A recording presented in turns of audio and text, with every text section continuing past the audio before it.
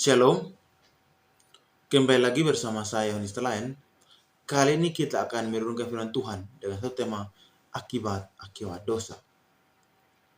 Dosa Adam dan Hawa bukanlah peristiwa yang terdiri sendiri tanpa kaitan. Akibatnya terhadap mereka, terhadap keturunannya, dan terhadap dunia segera kelihatan. Ada beberapa hal yang kita harus bahas. Yang pertama, sikap manusia terhadap Allah. Perubahan sikap Adam dan Hawa terhadap Allah menunjukkan pemberontakan yang terjadi dalam hati mereka. Bersembunyilah manusia dan istrinya itu terhadap Allah Yahweh di antara pohon-pohon dalam taman. Dalam Kejadian pasal 3 ayat 8. Dan tutuplah dirinya dengan cawak.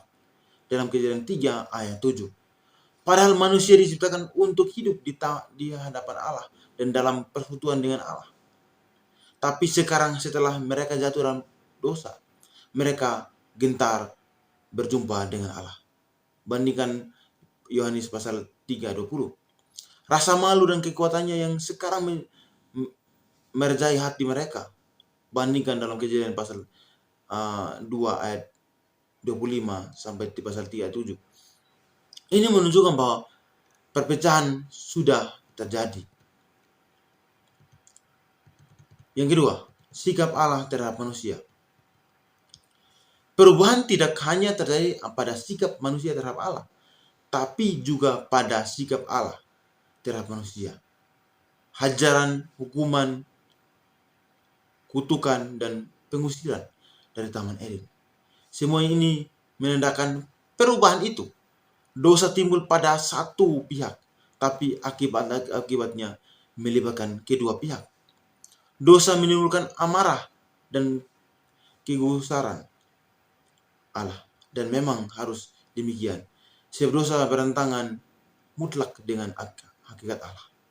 Mustahil Allah masa bodoh terhadap dosa, karena mustahil pula Allah menyangkal dirinya sendiri. Yang ketiga, akibatnya terhadap umat manusia. Sejarah umat manusia berikutnya melengkapi daftar kejahatan. Bisa baca dalam Kejadian pasal 4 ayat 8, 9, ayat 19, 23, 24, dan sampai pasal 6 ayat 2, ayat 3 dan 5. Timbulnya kejahatan yang merajalela itu mencapai kesudahannya dalam pemusnahan umat manusia. Kecuali ayat 8 orang. Dalam Kejadian pasal 6 ayat 7, ayat 13 sampai pasal 7 ayat 21 sampai 24. Kejatuhan kiraan dosa berkaitan tetap dan menyeluruh. Tidak hanya menimpa Adam dan Hawa, tapi juga menimpa segenap keturunan mereka. Dalam ilhal dosa dan kejahatan terkandung solidaritas insani, yakni sama-sama langsung terhisap dalam perbuatan dosa, itu menanggung segala akibatnya. Yang selanjutnya, akibat-akibat terhadap alam semesta. Akibat-akibat dari kejatuhan ke dalam dosa meluas sampai ke alam semesta. Terkutuklah tanah ini karena engkau. Dalam Kejadian pasal 3 ayat 7. Bandingkan dalam Roma pasal 8 ayat 20. Manusia adalah mahkota seluruh ciptaan. Dijadikan menurut gambar Allah. Dan karena itu merupakan wakil Allah. Dalam Kejadian pasal 1 ayat 26. Bencana kejatuhan manusia ke dalam dosa mendatangkan bencana laknat atas alam semesta. Yang tadinya atas manusia telah dikaruniakan kuasa. Dosa adalah peristiwa dalam kawasan rohani manusia, tapi akibatnya menimpa seluruh alam semesta. Yang selanjutnya, munculnya maut, atau yang terakhir, munculnya maut. Maut adalah rangkuman dari hukuman atas dosa. Inilah peringatan yang bertalian dengan langsung di Taman Eden dalam Kejadian pasal 2 ayat 17. Dan merupakan pengejawatan langsung kutuk ilahi atas orang berdosa dalam Kejadian 3 ayat 19. Maut sebagai gejala alamiah